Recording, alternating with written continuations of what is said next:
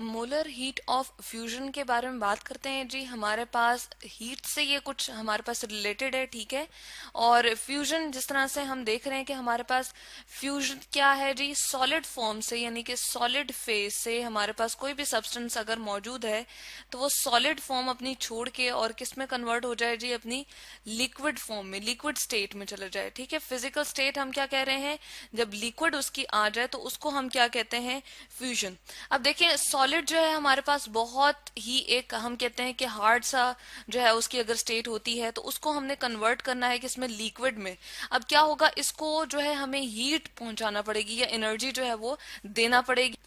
तो हमारे पास ये जो सॉलिड है इससे हमने जब लिक्विड में जाना तो इसके लिए हमें क्या करना पड़ेगा, हमें एनर्जी प्रोवाइड करना पड़ेगी, ठीक है। यानी कि ये जो मैंने रिप्रेजेंट किया है, हम क्या करते हैं, इसको जब एनर्जी देते हैं, सम यहाँ पर हम करेंगे एनर्जी का, यहाँ पर हम लिखते हैं एनर्जी हमने इसको प्रोवाइड की। तो या फिर हम ऐसे करते हैं कि हीट भी लिख सकते, अब एनर्जी की डिफरेंट फॉर्म्स होती है ना, तो हम हीट की फॉर्म में भी उसको क्या करते हैं कि जी एनर्जी प्रोवाइड करते हैं, ताकि उसके जो क्लोज क्लोज एक तरह की पैकिंग हुई हुई थी वो अब क्या हो ना रहे और वो अपनी लिक्विड स्टेट में, जो कि अ लिटिल फार अपार्ट होते हैं, थोड़ा सा उनके दरम्यान में डिस्टेंस ज्यादा होता है, इस तरह से इस फॉर्म में चले जाए।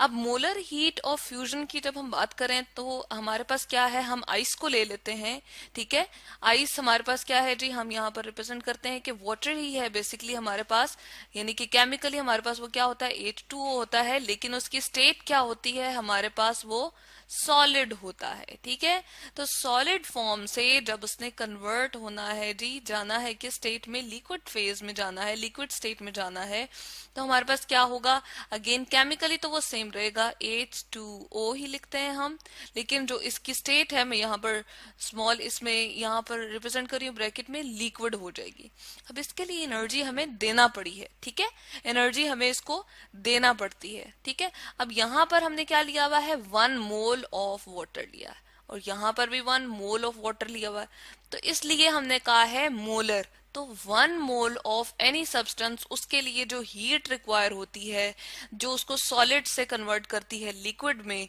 ठीक है, उसको हम कहते हैं मोलर हीट ऑफ फ्यूजन। और इसको रिप्रेजेंट किस सिंबल से करते हैं जी, डेल्टा 8 से, ठीक है। और इसके लिए यहाँ पर हम छोटा सा यहाँ पर क्या डिनोमिनेटर में F लिख देते हैं, ठीक है, क्योंकि मोलर हीट ऑफ फ्यूजन की बात करें ना तो कितनी हीट देना पड़ी, अब यहाँ पर मैं सिंबल लगा रही हूँ +6.02 किलो जूल पर मोल, ठीक है। तो ये हमारे पास जो है वाटर के लिए हमने कहा है कि 1 मोलर, अगर हमारे पास 1 मोल आइस हो, ठीक है, उसको कन्वर्ट करना है 1 मोल ऑफ लिक्विड वाटर में, ठीक है, लिक्विड स्टेट में हमने उसको कन्वर्ट कर दिया, तो हमें कितनी एनर्जी देना पड़ी, कितनी हीट हमने प्रोवाइड की है, हमने कितनी उसको जो है मोलर हीट ऑफ फ्यूजन उसके लिए हमारे पास रिक्वायर्ड थी, +6.02 किलो जूल पर मोल, ठीक है। अब इसको वाइस वर्सा हम ये भी कह सकते हैं कि हमने क्या किया, इसको प्रोवाइड किया ना, तो अगर हम लिक्विड में से इतनी एनर्जी निकाल दें, अगर हम इसमें से एनर्जी बाहर निकाल दें, ठीक है, यानी कि इसकी इतनी एनर्जी हम ले लें या इतनी हीट जो है हम उसमें से, यहाँ पर मैंने एनर्जी लिखा ना, ठीक है, एनर्जी हम निकाल रहे हैं, या फिर हम कहते हैं कि हम इतनी हीट को क्या करें, रिमूव कर दें, ठीक है। यहाँ पर हम लिखते हैं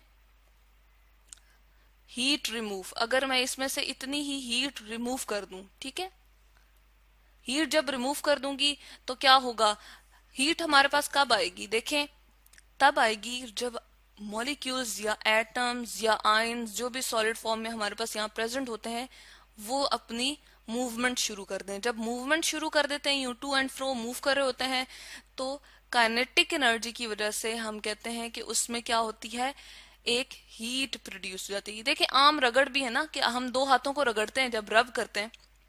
तो क्या होता है, हीट प्रोड्यूस हो जाती है ना। तो इस तरह से ये मूवमेंट जो कर रहे हैं उसकी वजह से इनके अंदर जो है वो एक एनर्जी होती है। अगर मैं उस एनर्जी को रिमूव कर लूं, यानी कि इस काइनेटिक एनर्जी को ही मैं क्या करती हूँ, रिमूव कर लेती हूँ, रिमूव कर लूंगी, जब उसमें से निकाल लूंगी तो ये वापस, यानी कि in case in other sense हम क्या कर रहे हैं, हम उसको ठंडा कर रहे हैं, उसको ठंडे टेम्परेचर पर लेकर जा रहे हैं, तब हमारे पास वो क्या बन जाएगा, सॉलिड बन जाएगा। तो इतनी ही एनर्जी अगर मैं रिमूव कर दूं, या इतनी ही मोलर हीट ऑफ फ्यूजन मैं इस वाटर लिक्विड स्टेट में से रिमूव कर दूं, तो हमारे पास क्या बन जाएगा, हमारे पास सॉलिड 1 मोलर वाटर आइस की फॉर्म में हमें जो है वो अपनी आइस स्टेट में मिल जाएगा। ठीक है, तो इसको कहते हैं जी हम कि हमने क्या किया है basically molar heat of fusion में, कि हमने सॉलिड 1 मोलर लिक्विड ले लिया है, ठीक है, सॉरी सॉलिड ले लिया है, सॉलिड स्टेट में हमने वाटर ले लिया है, ठीक है, जो कि आइस है, यहाँ पर मैं लिख देती हूँ आइस है हमारे पास, ठीक है,